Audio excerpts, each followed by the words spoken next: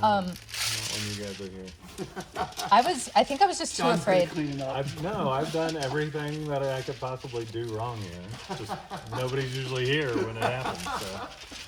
I remember that. So we take our spent mash. This is another thing that we do that's pretty cool. So you want to tell them what we do with the spent grain instead of just dumping it? When we're done with a distillation of or actually a stripping run, what we do is we fill it in these 275 gallon totes, and what we do is give it to some local ranchers.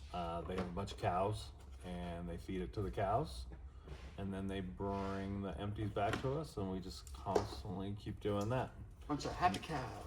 And that's, something that's grass-fed and corn finished. Yeah, great for the community. They love it, and we needed somewhere to put it because there's not a ton of farms out here. I guess farmers line up for that stuff back east and in Kentucky and everything, but we don't have a ton of actual farmers here. So yeah, that was a big deal for us to find them to get rid of all that stuff. Do they bring you a Christmas ribeye? They never do. What? They offered bacon once, and then I was like, yeah, and I think they forgot. I think you should make them do it. Well, you guys be. Hey guys. A couple pounds go. Right. But they have done other stuff for us. Like they made, we have that forklift back there. When we go outside, there's a lot of snow and everything. They actually made chains that fit exactly on our forklift so that we could be able to do stuff when we needed to during the winter. And they're always helpful. The other day I talked about we needed something welded, and the dad was like, oh, send my son over, he can weld absolutely anything. So they're always down to help out. However, they're good folks. That's the sense of community that you were talking about. It's like you don't get that everywhere. No, you do not. Let's see, what else you guys want to talk about? Injuries in here, catching stuff on fire. That's where we were. Yeah, so I was I was dumping the spent mash out of the still into one of those containers, and they get damaged pretty good going back and forth to the ranch. They dump them off the truck and stuff. They're very heavy, and they punch holes in the sides of them. They're made out of plastic, and so you don't always see the plastic has a hole in it. You'll be dumping hot mash into the container, and it's spilling right on the floor if you're not paying attention. And I was doing that one time, and it was definitely a sticky mess to clean up because I hadn't realized it was doing it. It was on the exact opposite of where I was on the ladder, and I couldn't see it, and I was like, shit. So, I'm sure your coworker was completely understanding about it. Absolutely. In fact, he didn't even mention it. Did he not? He didn't mention it. So yeah, it was it was like those kind of little mistakes that are like super frustrating. And then I think I bound up the mill one time. You know how it'll jump? Yeah. That thing is intense. Scary. Yes, I'm scared of that thing. It's like a giant coffee grinder for those of you that don't know. It's like it's loud. What, the grinder? Yes. The mill. I don't like that thing. It's scary. When things go wrong, you know it pretty quickly. Yeah, it makes a lot of noise, and yeah, it's not stuff you want to hear for sure. No, it sounds terrible. It sounds like you're gonna lose a limb. You feel like you ended the company whenever anything bad happens with that noise. Oh my god. Yeah. Is it over? Yeah, I was always kind of scared of the boiler room too because it's super fucking hot in there, and I was always like, I'm gonna break something. This thing's expensive. And then there's a pressure valve that lets out a lot of steam on the back of the still, and it does it when the boiler's fucking too hot, right? Like it does. It hasn't happened since I left. Get out of here. That's not my fault. Well, I mean, I worked a few, number of years that never, ever released. And I'm sure it wasn't you. It just so happened that, the boiler was doing what it was doing around that time, and You guys, it shot so like the back of the still. There's like a big valve back there, and it would let out. It was so loud, and it was like a huge blast of hot steam. It would end you. honestly, I forgot that it did that because it hasn't happened in You son of a bitch. so long. It just hasn't happened in so long. I don't know what was happening. It just kind of coincided with when you were here. Well, I didn't like it. You guys never really even left me here by myself very much. Like it was like I was the mid shift. Right. Like you would leave, and then and in a couple of hours Jeremy would come in. So it was like right in the process where I would like transfer the cook from the morning, and then I would transfer the fermentation. You know, that was like basically like I was like the double Dutch person in the middle. That was your big thing, to be in the middle. And Do the transfers. transfers are not the easiest part of the whole process either. It's a little bit, and you're smiling. You've been doing this for a decade. I know.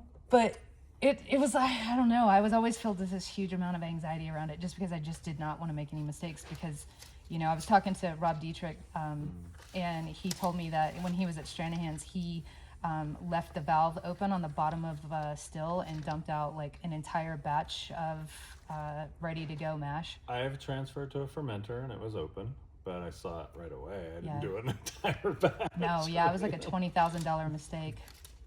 Yeah, I how much? Look at them now. So if any, not gonna say me, if anybody torched a batch in this still, how much would that cost? What it would be at the end? At the Like, beginning, how much would that have been? Yes, Yeah, tens of thousands of dollars. right, on one single batch. Yeah. And I never fucked it up. No. See, that's why I was so worried. I was like, this is tens of thousands of dollars in this thing, and I don't know. I mean, it's- going in, it's just, you know, the cost of the grain. and Yeah. Everything. So it's not that much. But yeah, what it would be worth on the other end. Yeah, yes. but it causes also what people don't understand. This is something that we should go over. Explain our scheduling for the cooks. Like, so Monday, Tuesday, Wednesday we cook. Thursday is the stripping run, Right. and then Friday is the barreling. Right? Is that still how you do it? Monday, Tuesday, Wednesday, cooks and stripping runs. Yeah. Thursday is the spirits Spirits run. Yeah. Okay. No cooking on that day. Yep. And then on Friday, we proof it and barrel it. Okay, so go through it like when like you were talking like when you told me. So like say we're just gonna do bourbon, right? So go through the day. So you're gonna start at 5 o'clock in the morning or whatever. Go through the days. So yeah, Monday, if we had done a full set of cooks the week before, the fermenters, all 6 fermenters will be filled up with mash. And what I will do when I come in is transfer the fermenter to the still to do a stripping run. And I'll also be starting a cook. For that fermenter that I'm emptying, I'm gonna fill that later. So transfer everything from the fermenter to the still, do a stripping run, and then while that's going on, I start a cook.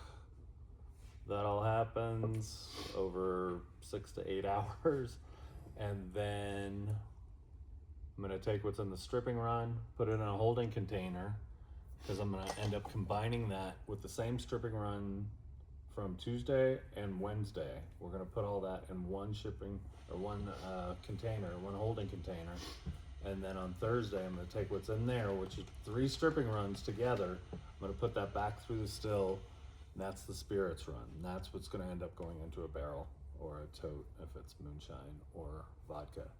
And Monday, Tuesday, Wednesday, while I'm doing those stripping runs, I'm doing a cook to refill those fermenters that I've been emptying out. So it's just a constant, continual process. Yeah, and so we usually prioritize doing the bourbon cooks and everything because bourbon is our #1 seller. By So far. But yeah, it's like our best seller. Most people, I think, love bourbon just because they have this sense of comfort with bourbon because they're familiar with bourbon. And then like when you get them to try some of our other stuff, you know, then they kind of branch out. But I think that's like what people feel safe with, right? So we sell the most bourbon. So we do the most bourbon, and then we'll have to double Dutch a rye in there on occasion because rye's our second. Yeah. And the one that we do the least of out of our whiskeys is the single malt. And that's one of the reasons why it's more expensive is just because we're so small, we can't afford to stop the production of bourbon or rye to do the single malt. It costs us elsewhere. Yeah. And that people don't understand like why things are priced the way they are. And it's just, it's more rare because we don't have as much because we can't pull you can't take your foot off the gas with the other things. Absolutely. Yeah. That's exactly right. Well said. What else you want to talk about? You got something else? No. You said no. I'm gonna get out of here. Yeah, time for me to go. All right. All right. Well, I'm gonna keep shooting video. Thank you guys so much for your time and hanging out with me, and especially you, Shawn, for putting up with my shit for so long and not murdering me. Pleasure. Notice the joy in his voice. It was a good time. That's why I'll always love you. All right. Thanks, guys. Sick.